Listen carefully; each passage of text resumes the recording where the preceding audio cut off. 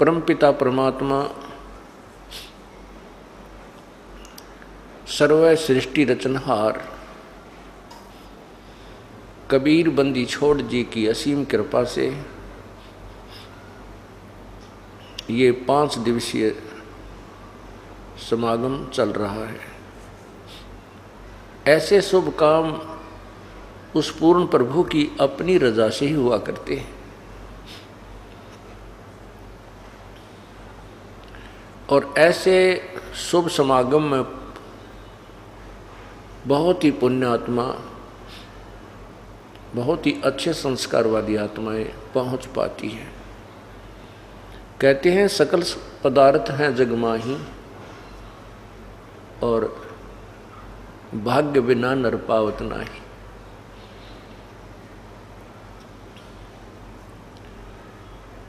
सत्संग में आने से प्राणी को ज्ञान होता है कि जो क्रियाएं तू पर करता आ रहा है ये कितनी आवश्यक है और कितनी अनावश्यक है।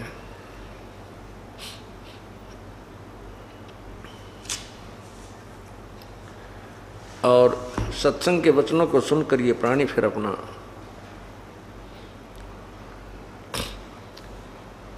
जीवन बदल लेता है, अपनी प्रक्रियाओं में परिवर्तन कर लेता है। और इतना ही काम है, जो बुराइयां हम कर रहे थे उनको त्याग देना है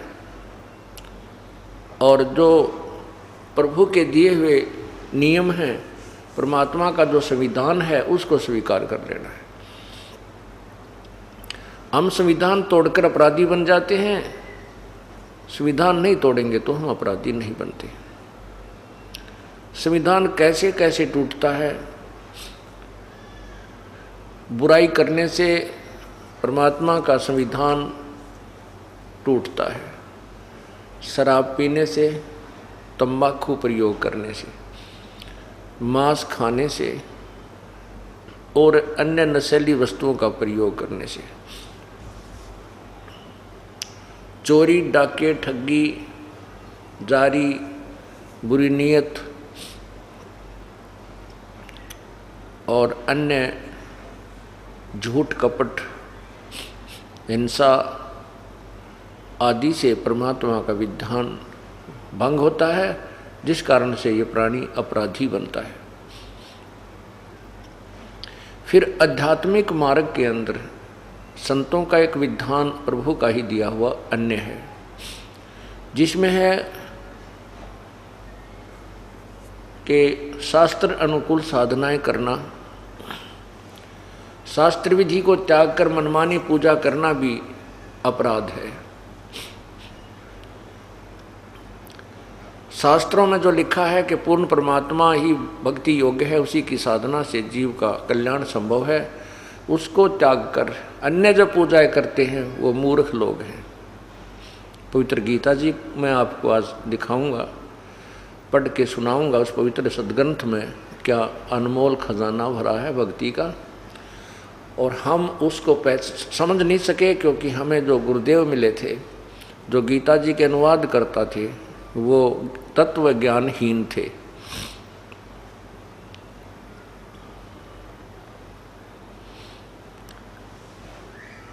फिर जब आप सत्संग में आते हो, गुरुदेव से उपदेश प्राप्त कर लेते हो, एक और विधान है, उसकी कुछ धाराएं और हैं उसी संविधान की। गुरु वचन निश्चय कर माने, पूरे गुरु की सेवा ठाने। गुरु वचन, गुरुदेव का जो आदेश है उसको अवश्य माने। यदि आप गुरुदेव का आदेश की अवहेलना कर देते हो तो आप फिर दोषी बन जाते हो।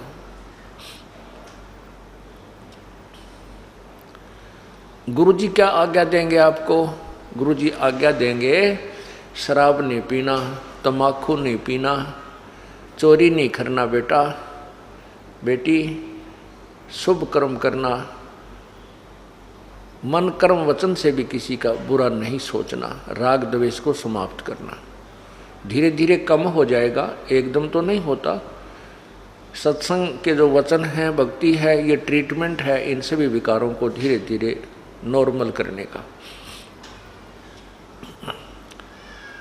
कई भक्तजन कहते हैं कि हम तो नाम जप लेंगे, काम क्रोध मोह लोभ अहंकार पर काबू पा लेंगे। वैसे क्या नाम लेना? नहीं, ये उनकी भूल है।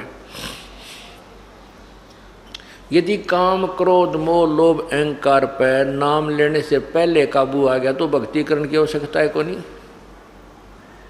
फिर तो वो परमात्मा तुल्य यानी देव स्वरूप आप हो गया। हाँ, नाम लेने से पहले जो विकार त्यागने हैं वो है सुल्फा, शराब, मांस, तम्बाकू, सिगरेट, बीड़ी आदि के माध्यम से जो भी हम प्रयोग करते हैं, इनको त्याग दोगे, ये भी बहुत ही आपकी बहादुरी है। ये भी आपसे नहीं छूटेंगे, नहीं त्यागे जा सकते हैं। आशीर्वाद संत का चाहिएगा। उस आशीर्वाद कई प्रकार से काम करता है। एक तो आपकी नीत साबित हो जावे, मैं बुराई त्यागना चाहता हूँ और आपका उपदेश लूँगा। हे परमात्मा, हे प्रभु, हे कबीर देव जी, और साथ में उन्हीं के नुमाइंदे अपने जिससे वो उपदेश लेना चाहते हैं उस संत को भी साथ रखे और कहे कि मैं उपदेश लेना चाहता हूँ, मेरी बुराई नहीं छूट रही है, हिम्मत दो प्रभु। तब परमात्मा का आशीर्वाद उस बच्चे तक पहुँचेगा। यदि उसकी नीत साबित है, वो त्यागना चाहता है, तो प्रभु जरूर मदद कर देगा और छुड़वा देगा। परमेश्वर की कृपा बिना या बीड़ी भी ना छूटे।